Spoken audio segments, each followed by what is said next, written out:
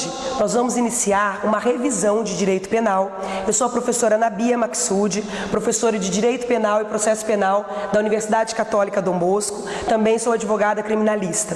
O tema da nossa aula vai ser excludentes de ilicitude ou também excludentes de antijuridicidade.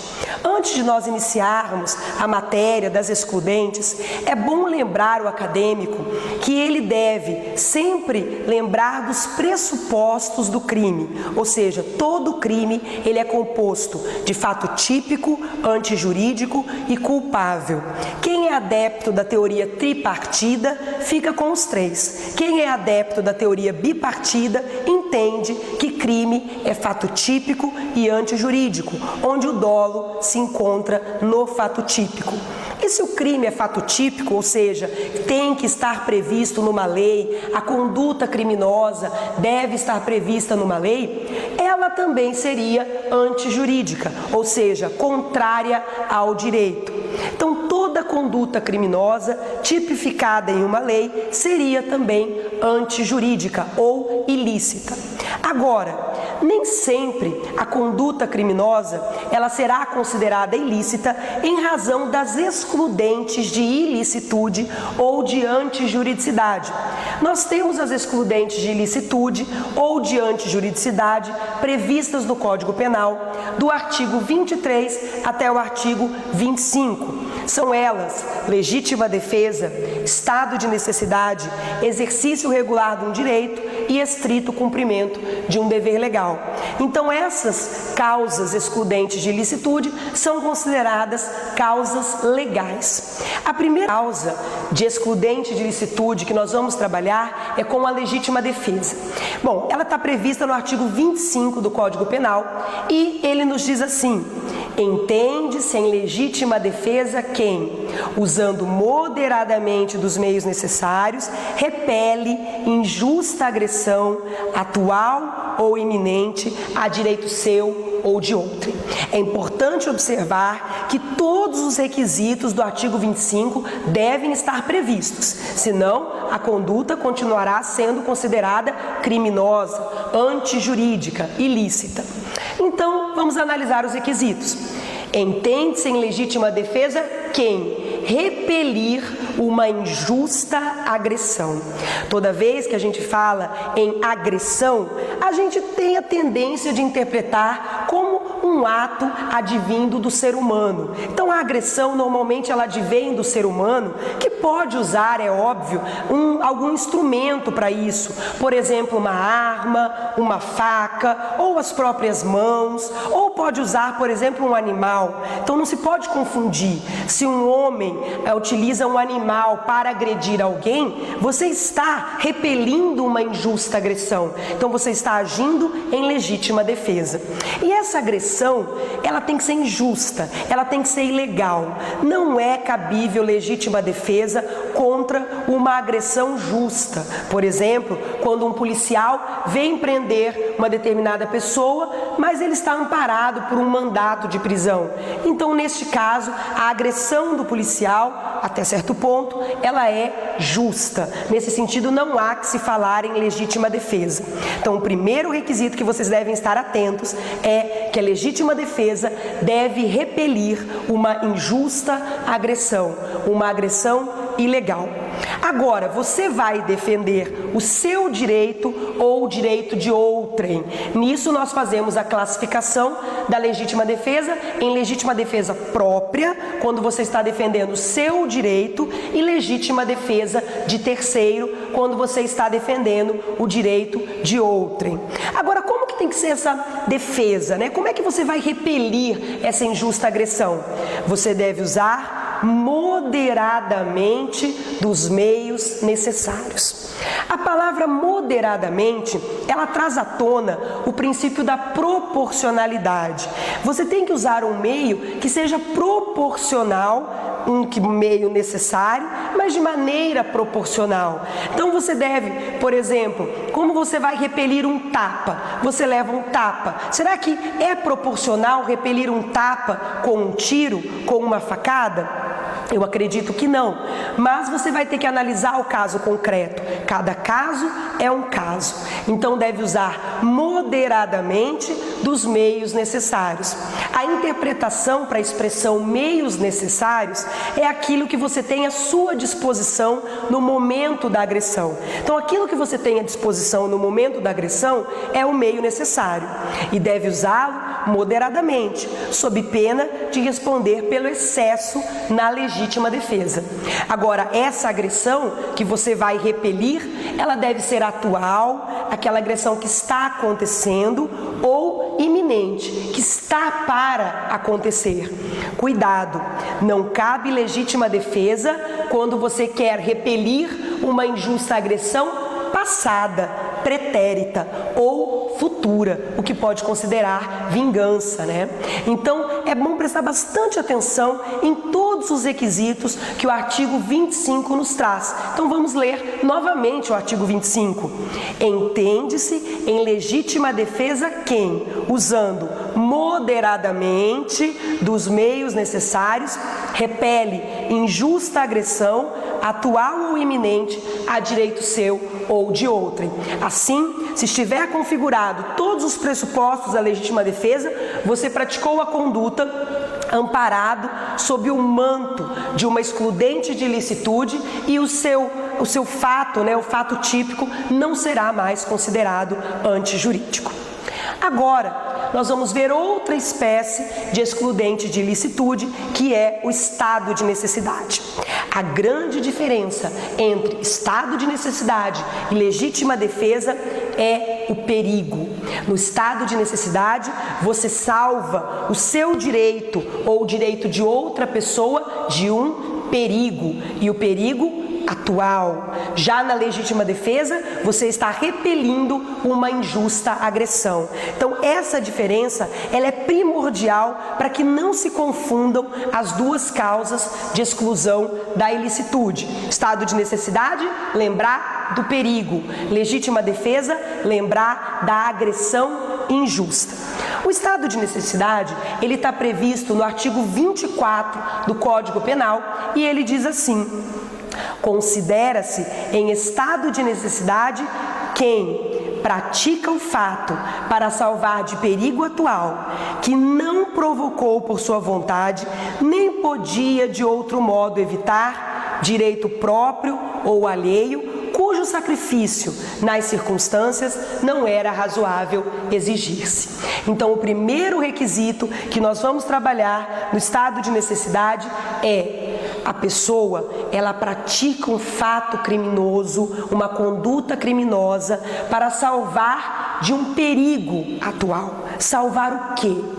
Direito seu ou de outrem. Então, no estado de necessidade, nós vamos ter que fazer uma comparação com os bens jurídicos. É muito comum a gente ter um bem jurídico e o outro bem jurídico em comparação. Quando estou em estado de necessidade, eu salvo o meu bem jurídico ou um bem jurídico de terceiro, também a classificação estado de necessidade próprio, estado de necessidade de terceiro. Eu vou salvar o meu bem jurídico em detrimento de outro bem jurídico. Então, esses dois bens jurídicos, eles vão estar em comparação.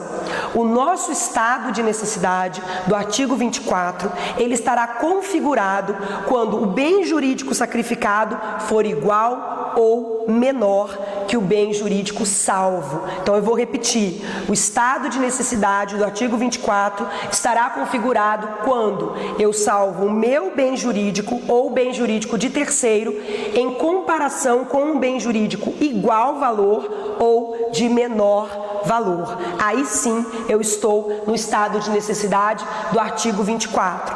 Então, voltando aos pressupostos, você vai praticar um fato criminoso para salvar o seu bem jurídico ou um bem jurídico de terceiro de um perigo atual, um perigo que está acontecendo. Agora, atenção. Você não pode ter provocado esse perigo. Então você não pode provocar um risco e querer alegar estado de necessidade. Você não pode ter provocado este perigo.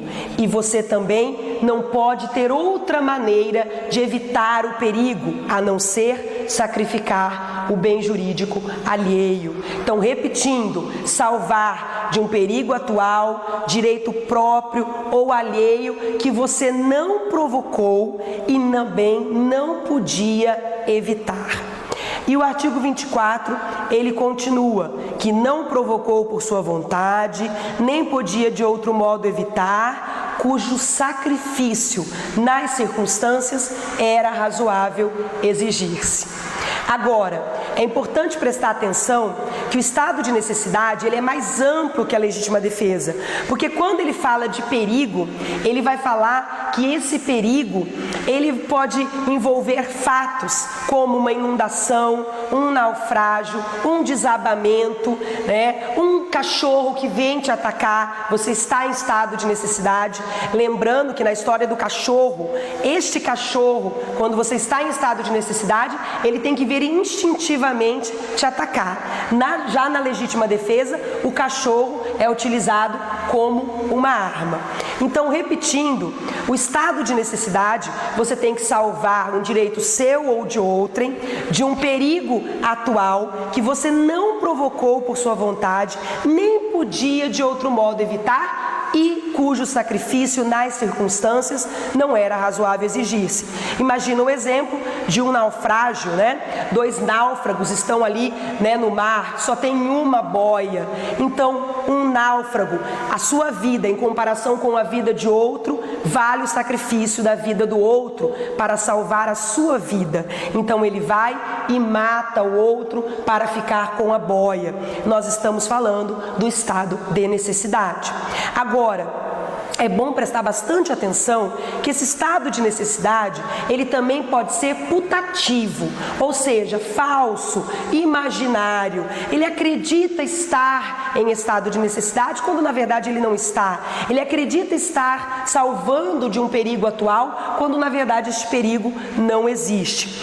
O estado de necessidade putativo, ele também vai gerar a exclusão de ilicitude. Agora, dentro do artigo 24, nós temos também o parágrafo 1º, que diz assim: não pode alegar estado de necessidade quem tinha o dever legal de enfrentar o perigo. Então a gente vai ter a seguinte regra: toda pessoa que tem o dever legal, o dever previsto em lei de enfrentar o perigo, não pode alegar estado de necessidade para se salvar. Mas é importante lembrar do binômio dever e poder. Ele deve enfrentar o perigo? Sim. Ele pode enfrentar o perigo? Se sim, ele não pode alegar estado de necessidade. Se ele não pode enfrentar o perigo, ele não será responsabilizado por uma suposta omissão. Então, é o dever legal de enfrentar o perigo, mais o poder enfrentar o perigo.